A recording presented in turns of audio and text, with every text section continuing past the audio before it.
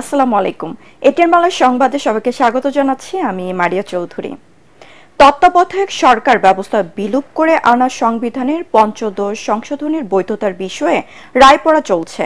বিচারপতি ফারাহ মাহমুদ ও বিচারপতি দেবাশিস রায় চৌধুরী দ্বৈত বেঞ্চে এই রায় ঘোষণা শুরু হয়েছে। এ সময় হাইকোর্ট তার পর্যবেক্ষণে বলেন, পঞ্চদশ সংশোধনী ছিল সংবিধানের ত্রয়োদশ সংশোধনী নিয়ে আপিল বিভাগের সংক্ষিপ্ত রায়ের পরিপন্থী। গত ৫ ডিসেম্বর রুলের উপর শুনানি শেষে রায়ের জন্য এদিন ঠিক করেন উচ্চ আদালত। ২০১১ সালের ৩০ জুন জাতীয় সংসদে পঞ্চদশ সংশোধনী পাশ হয় এবং একই বছরে ৩ জুলাই রাষ্ট্রপতি তাতে অনুমোদন দেন। ওই সংশোধনের মাধ্যমে তত্ত্বাবধায়ক সরকার ব্যবস্থা বাতিল করা হয় এবং বঙ্গবন্ধু শেখ মুজিবুর রহমানকে জাতির পিতা হিসেবে সাংবিধানিক স্বীকৃতি দেওয়া হয়। এছাড়া জাতীয় সংসদে নারীদের জন্য সংরক্ষিত আসন ৪৫ থেকে বাড়িয়ে ৫০ করা হয় এবং সংবিধানে ধর্মনিরপেক্ষতা ও ধর্মীয় স্বাধীনতা পুনর্বহাল করা হয়। রাষ্ট্রীয় মূলনীতি হিসেবে জাতীয়তাবাদ, সমাজতন্ত্র, গণতন্ত্র ও ধর্মনিরপেক্ষতার নীতি সংযোজন করা হয়। সংবিধানের এসব সংশোধন বাতিল চেয়ে বদিউল আলম মজুমদার সহ ৫ জন রিট আবেদন করেন। এদিকে তত্ত্বাবধায়ক সরকার ব্যবস্থা ফেরাতে সংবিধানের ত্রয়োদশ সংশোধনী বাতিলের রায় পুনর্বিবেচনা চেয়ে আবেদন করেন বিএনপির মহাসচিব মির্জা ফখরুল ইসলাম আলমগীর। জামাতের পক্ষে দলটির সেক্রেটারি জেনারেল আরেকটি আবেদন করেন।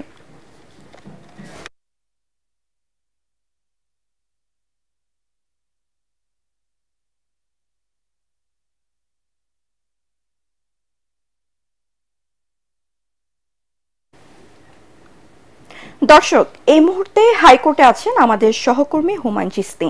আমরা সরাসরি চলে যাচ্ছি তার কাছে। চিস্তি, রায় প্রসঙ্গে আমাদের বিস্তারিত জানান।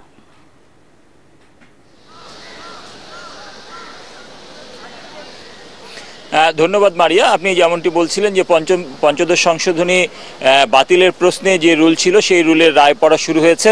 রায় পড়া শুরু হয়েছে মূলত 10:50 এবং রায়ের শুরুতেই বেঞ্চের যিনি সিনিয়র বিচারপতি ফারাহ মাহবুব তিনি জানিয়ে দেন যে রায়ের সংক্ষিপ্ত অংশ তিনি পড়বেন, অর্থাৎ শুধুমাত্র আদালতের পর্যবেক্ষণ এবং রায়ের অংশটি তিনি ঘোষণা করবেন এবং আইনজীবীদের যে যুক্তিতর্ক উপস্থাপন ছিল সেটি যখন পূর্ণাঙ্গ রায় প্রকাশ করা হবে সেখানে সংযুক্ত করে দেওয়া হবে।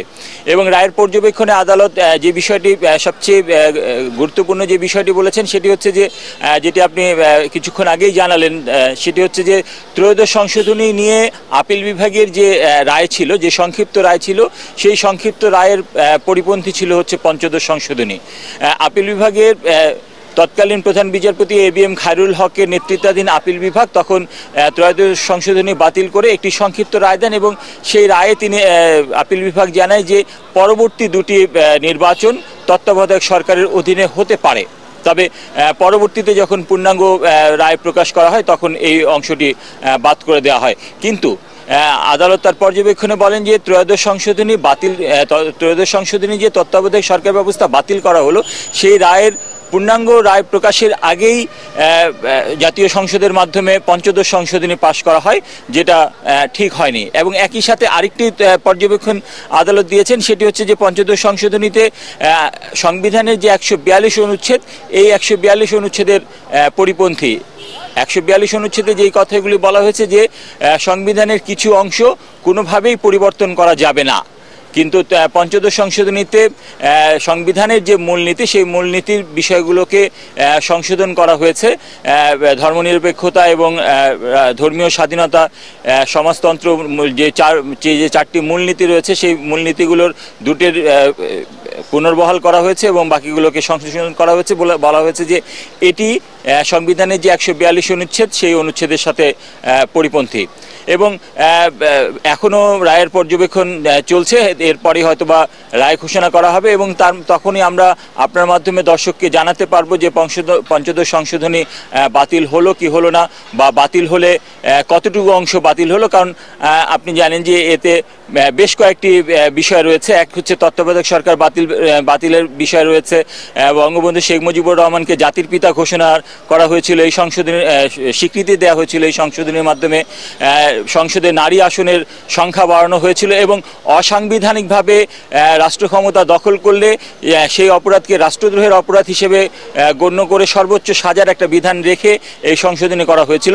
তো আমি যেটি বলছিলাম যে রায় ঘোষণা হলে আসলে আমরা জানাতে পারবো যে পুরো সংশোধনী বাতিল হলো নাকি এর কিছু অংশ বাতিল হলো না, অর্থাৎ কি রায় দেবেন সেটি আপনার মাধ্যমে আমরা দর্শকদেরকে তখন জানাতে পারবো। ধন্যবাদ মারিয়া। ধন্যবাদ চিস্তি।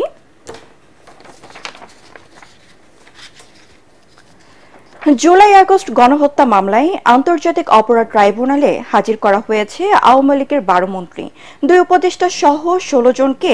আজ তাদের বিরুদ্ধে হওয়া মামলার তদন্ত প্রতিবেদনের দাখিলের দিন ধার্য রয়েছে।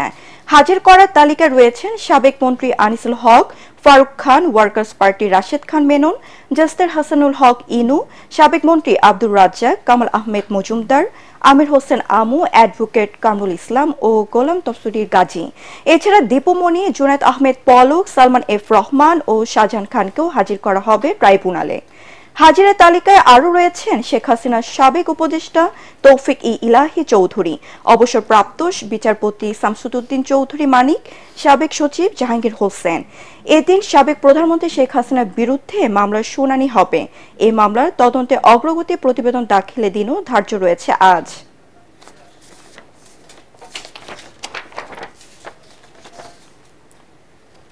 বিডিআর হত্যাকাণ্ডে ন্যায় বিচার নিশ্চিত করতে আগামী 5 কার্যদিবসের মধ্যে তদন্ত কমিটি গঠন করা হবে বলে জানিয়েছেন স্বরাষ্ট্র উপদেষ্টা অবসরপ্রাপ্ত লেফটেন্যান্ট জেনারেল জাহাঙ্গীর আলম চৌধুরী।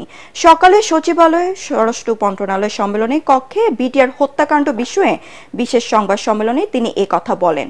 এই সময় স্বরাষ্ট্র উপদেষ্টা আরও জানান, 5 কর্মদিবসের মধ্যে একজন অবসরপ্রাপ্ত বিচারপতির নেতৃত্বে 5 থেকে 9 সদস্যের কমিটি গঠন করা হবে। কমিটিতে সশস্ত্র বাহিনীর সদস্যদের সংখ্যা বেশি থাকবে বলেও জানান তিনি। বিডিআর হত্যাকাণ্ডের ন্যায় বিচার নিশ্চিতকরণের জন্য আগামী 5 কার্য দিবসের মধ্যেই একটি তদন্ত কমিটি গঠন করা হবে। আমি সকলের অবগতির জন্য ঘোষণা করছি, বিডিআর হত্যাকাণ্ডের ন্যায় বিচার নিশ্চিতকরণে আগামী 5 কার্য দিবসের মধ্যে একটি তদন্ত কমিটি গঠন করা হবে। সাভারের জাতীয় স্মৃতিসৌধে বীর শহীদদের প্রতি শ্রদ্ধা জানাতে এসে নিজের মেয়ে সহ আটক হয়েছেন ঢাকা জেলা আওয়ামী লীগের সাবেক সাধারণ সম্পাদক ও ঢাকা জেলা পরিষদের সাবেক চেয়ারম্যান মুক্তিযোদ্ধা মাহবুবুর রহমান।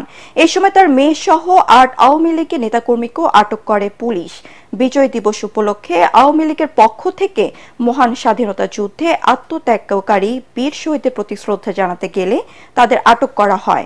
আশুলিয়া থানার ভারপ্রাপ্ত কর্মকর্তা আবু বকর সিদ্দিক জানিয়েছেন, ঢাকা জেলা আওয়ামী লীগের সাবেক সাধারণ সম্পাদক মুক্তিযোদ্ধা মাহবুবুর রহমানের বিরুদ্ধে ছাত্র আন্দোলনে হত্যার ঘটনার সাভার আশুলিয়া থানায় একাধিক মামলা রয়েছে।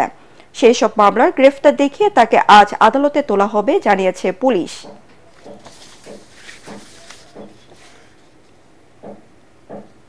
পরবর্তী সংবাদ দেখার আমন্ত্রণ জানিয়ে এখনকার মতো শেষ করছি। এটিএন বাংলা সংবাদ ইউটিউবে দেখতে ব্রাউজ করুন youtube/ATN Bangla News। ধন্যবাদ।